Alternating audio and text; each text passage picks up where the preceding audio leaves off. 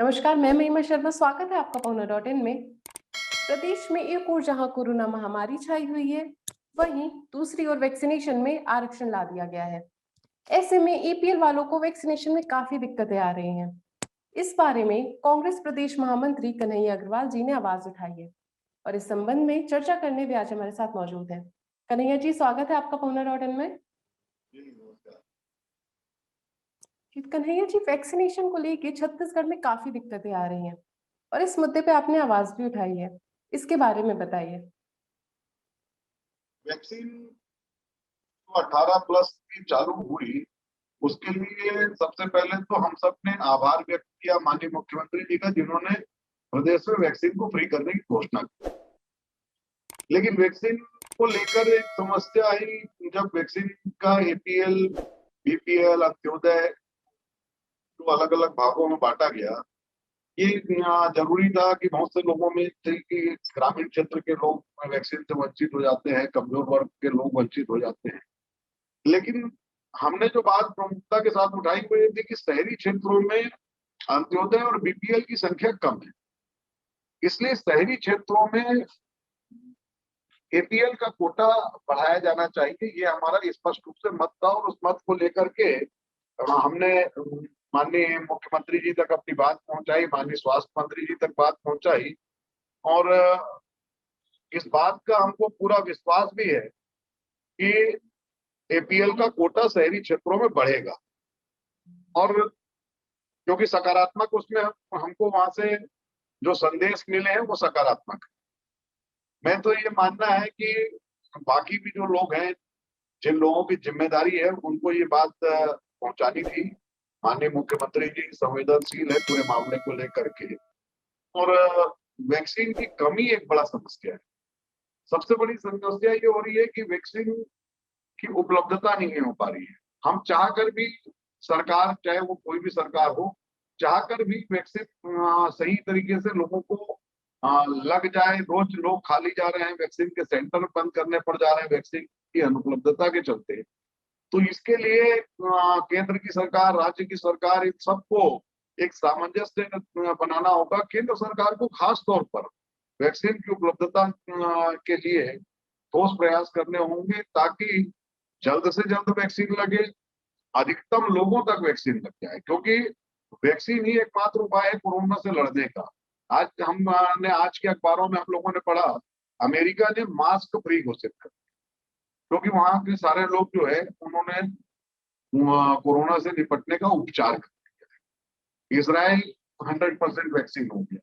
भारत बहुत बड़ा देश है, बहुत बड़ी हमारे यहाँ की जनसंख्या है, और जिस गति से अभी चल रहा है उसमें वर्ष भर भी लग सकता है वैक्सीन पूरा हो। इसलिए वैक्सीन की उपलब्धता बढ़ाने की आवश्यकता है। वैक्सीन निजी क्षेत्र में भी यदि आ जाए तो भी बहुत हद तक उस समस्या का निराकरण हो सकता है।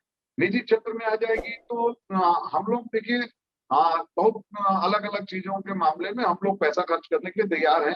यदि ठीक है, बहुत हम सरकार यदि निःशुल्क उपलब्ध करा रही है, निःशुल्क बहुत अच्छा कदम है। गरीब लोगों को, तबके को उसका फायदा होगा। अमीर, मध्यम वर्ग, सबको फायदा देना सरकार चाह रही है। लेकिन यदि वैक्सीन की कमी है और निजी तौर पर प्राइवेट अस्पतालों में वैक्सीन उपलब्ध हो जाती है, जैसा अभी स्पुतनिक हैदराबाद में उपलब्ध हुई, प्रारंभ हो चुका है। यदि इस तरह से बाजार में उपलब्ध हो जाएगी तो भी काफी हद तक एपीएल को समस्या का निराकरण होगा। एपीएल ही क्यों, तमाम वो लोग जिन लोग कुछ राशि खर्च करके अपने परिवार को सुरक्षित करने के लिए आज घूम रहे हैं, वो लोग को जो वैक्सीन मिल जाएगी और घर परिवार सुरक्षित होने लगेगा। इसलिए निजी क्षेत्र में वैक्सीन की आवश्यकता मेरी नजर में मैं महसूस कर रहा हूँ।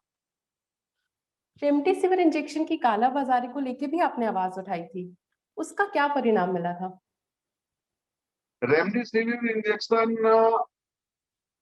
जब बहुत ज्यादा शॉर्टेज थी रायपुर शहर में, हमारा मानना उसमें ये था, हम लोग जो उस पर अपनी आवाज उठा रहे थे कि जब एक तरफ सरकार के निर्देश हो गए, सरकार ने स्पष्ट रूप से निर्देश दे दिए कि इंजेक्शन स्टॉकिस्ट के पास से सीधा अस्पताल जाएगा और अस्पताल से ही मरीजों को लगेगा इंजेक्शन, वहीं से उपलब्धता हो। वो इंजेक्शन आखिर बाजार में आया कैसे? ब्लैक मार्केटिंग करने के लिए इंजेक्शन उपलब्ध कैसे हुआ? कुछ लोगों की गिरफ्तारी जरूर हुई, उनको सामान्य धाराएं लगा करके 2 दिन में मिली भगत जो पूरा एक गिरोह होता है, संगठित गिरोह ने अपने लोगों को छुड़ा भी दिया। आज तक ये नहीं मालूम पड़ पाया कि वो इंजेक्शन उनको उपलब्ध किसने कराया, क्योंकि जो इंजेक्शन स्टॉकिस्ट के पास आया था और हॉस्पिटल में गया, किसी तीसरे व्यक्ति के पास गया नहीं। तो जब किसी तीसरे व्यक्ति के पास वो इंजेक्शन गया नहीं, तो वो मार्केट में कालाबाजारी करने के लिए उपलब्ध कैसे हुआ? इंजेक्शन बहुत से पॉलिटिकल लोगों के पास भी पहुंचा, उन लोगों ने भी वितरित किया है। तो आखिर जो इंजेक्शन बगैर प्रशासन की जानकारी की, बगैर शासन की जानकारी के यदि इन तक पहुंच रहा है और कालाबाजारी हो रही है, कालाबाजारी करने वाले लोग पकड़े जा रहे हैं, रोज पकड़े जा रहे हैं, कल भी भिलाई में पकड़े, तो ये इंजेक्शन की आपूर्ति उनको कौन कर रहा है? इस बात की स्पष्ट रूप से जो है जानकारी होना चाहिए, जांच होनी चाहिए और आपूर्तिकर्ता के खिलाफ मूल रूप से कार्रवाई होना चाहिए जिसने सरकार के आदेश का उल्लंघन किया।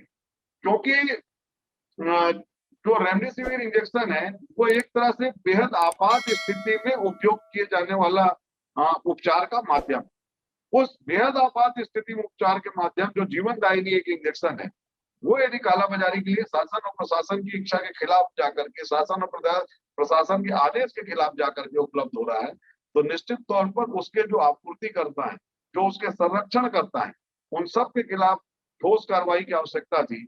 लेकिन दुर्भाग्य है इस मामले में अब तक प्रशासन ने कोई कार्रवाई नहीं की है। शायद जो ये आपूर्तिकर्ता गिरोह है वो इतने ज्यादा संगठित और ताकतवर है कि आज तक उनके वो लोग बचे हुए हैं, उनके ना वो जांच के दायरे में शामिल हो पाए हैं, ना उनकी कोई गिरफ्तारी हो पाई है।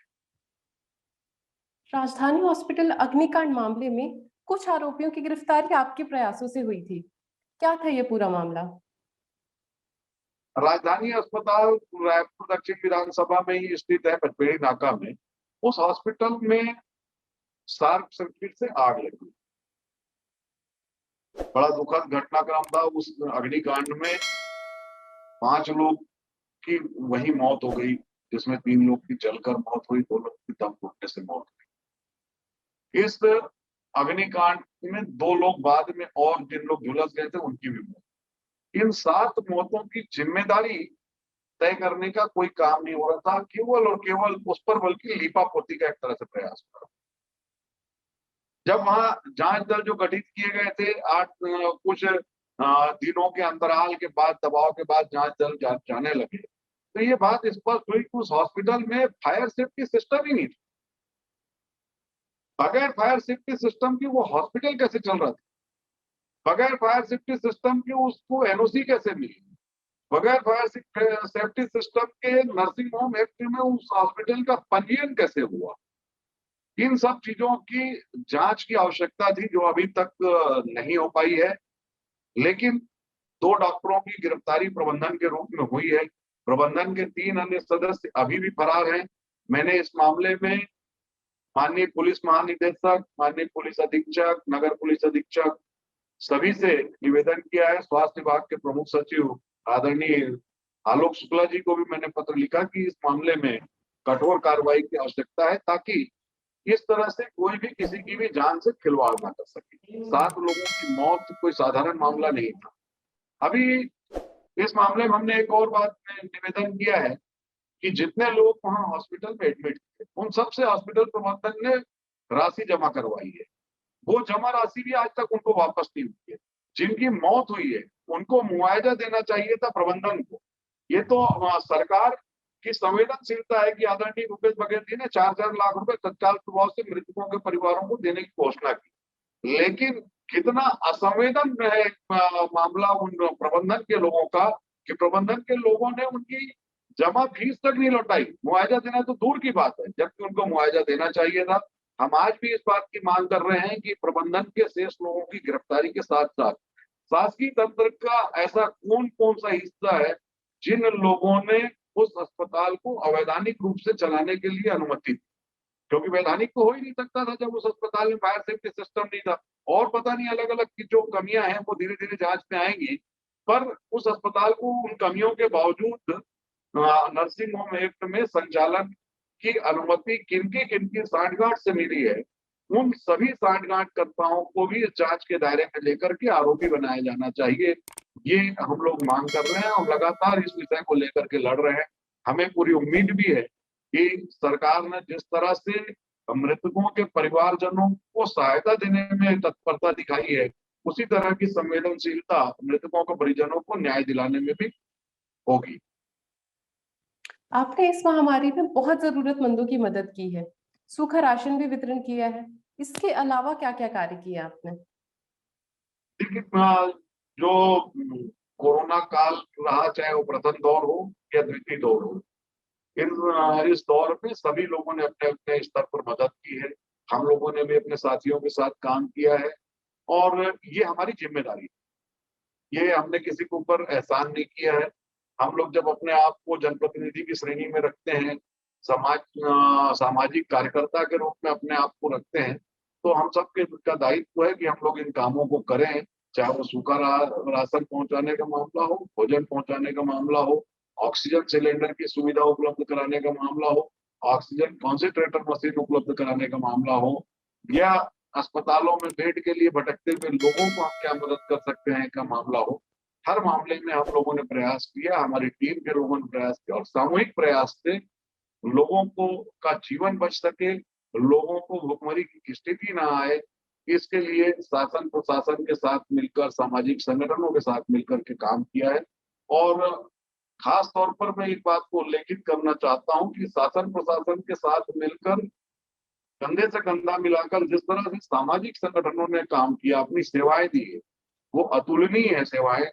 और इन सेवाओं में भी युवा वर्ग का जिस तरह से सेवा के प्रति समर्पण दिखाई पड़ा है, मैं तो युवा वर्ग के इस समर्पण को खास तौर पर उल्लेखित करते हुए उनको सैल्यूट करना चाहता हूँ। उन लोगों ने बहुत मेहनत के साथ काम किया है। सबसे ज्यादा तो मैंने देखा है प्लाज्मा के क्षेत्र में युवा लोगों ने जो काम किया है, वो काबिले तारीफ है और प्लाज्मा ने लोगों को काफी लोगों को जीवन दान दिया है।